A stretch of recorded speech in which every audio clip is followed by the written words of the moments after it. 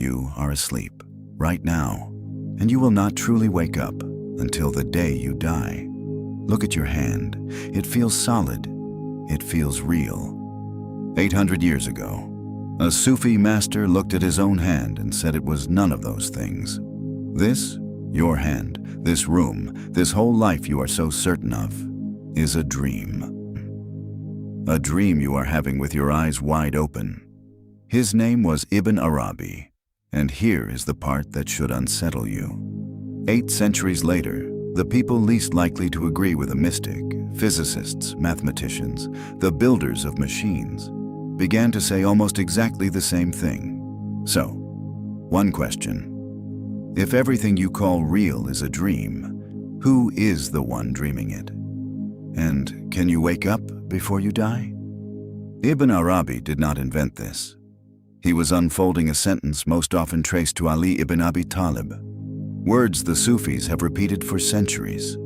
People are asleep, and when they die, they wake up. Most of us hear that and think, yes, of course, after death the real world begins. But Ibn Arabi took it literally, and further than anyone dared. He said this waking moment, the one you are in right now, has the exact texture of a dream. It only feels solid because you have never been outside of it to compare. He had a word for the realm we are living in. Khayāl, imagination. Not imagination as in make-believe. Imagination as in the place where something real puts on a form that is not itself. The way a feeling becomes an image the moment you fall asleep. Think about your dreams for a moment. While you are inside one, it is total. The walls are solid. The fear is real. You never once think, this is only a dream. You are completely convinced until you wake, and the whole world you believed in dissolves in a second. Now, what if waking life is simply a longer, deeper version of that? A dream you have not woken from yet. This is why, in the Sufi science, every vision must be interpreted, because the form is never the thing itself. Ibn Arabi gives the example. A man dreams he is drinking milk, but the milk was never milk. It was knowledge, wearing the shape of milk, because knowledge has no shape of its own. The dreamer who learns to read his dream stops mistaking the image for the truth inside it. And the mystic, Ibn Arabi says, learns to read his waking life exactly the same way. The Quran gives us the perfect picture of this in the story of Joseph, a boy who dreams. He said, I saw 11 stars, and the sun and the moon prostrating to me. 11 stars, his brothers. The sun and moon, his mother and father. The meaning was true, but it arrived wearing the costume of the night sky. And then watch what happens. Decades later, after slavery, after prison, after a kingdom, his family bows before him. And Joseph says, this is the meaning of my dream of long ago. My Lord has made it real, as though the waking world were simply the dream, finally interpreted. Ibn Arabi's quiet, devastating point. Joseph thought he had woken up and was now reading his dream. He did not realize he was still, in the deepest sense, asleep. So if this world is a dream, what is it made of? Ibn Arabi answers with one image from the Quran. Do you not see how your Lord stretches out the shadow? The universe, he says, is the shadow of God. Think about what a shadow is. It is real. You can see it, point to it, stand inside it. But it owns nothing. It has no light of its own, no substance of its own. Take away the one casting it, and it does not even exist. It falls back into mere possibility. A shadow is utterly real and utterly dependent at the very same time. That, he says, is you.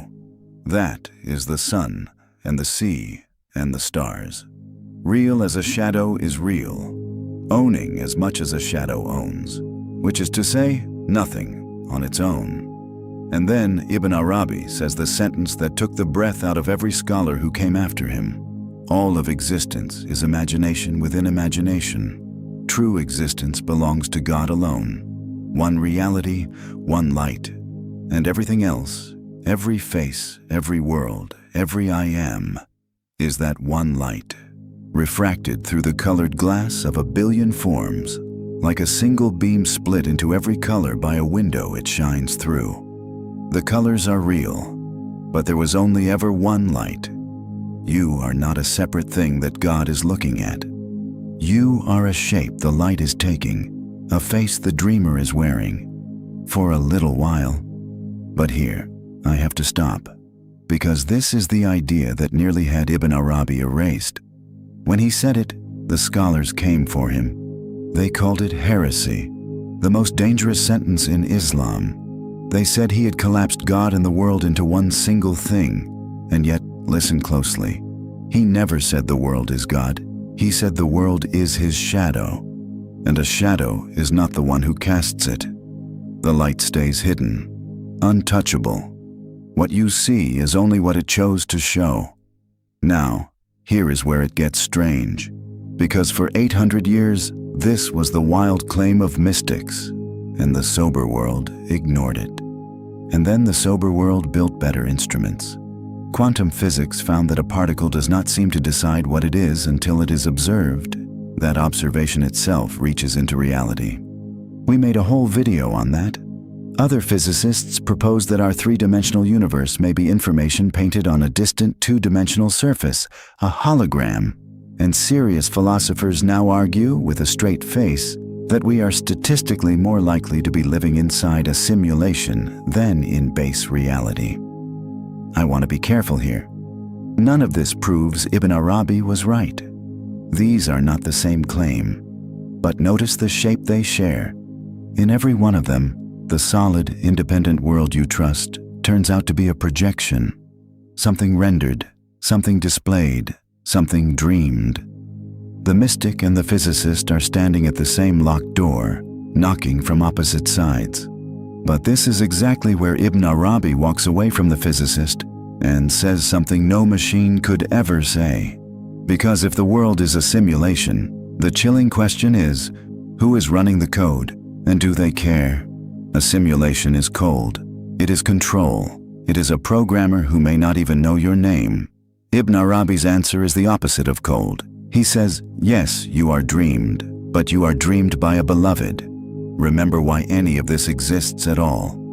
I was a hidden treasure, and I love to be known, so I created creation. You are not being simulated. You are being dreamed by a God who dreamed you into being for one reason, so that he could be known, and so that he could love and be loved back. The shadow is not a cage. The shadow is how the light gets to look at itself. You are the face the beloved put on in order to fall in love. So we come back to the question we started with. The sleeper wakes when he dies, but the Sufis found a secret hidden in that, a door most people walk past. You do not have to wait for death. Die before you die. To die before you die is to wake up inside the dream while it is still running.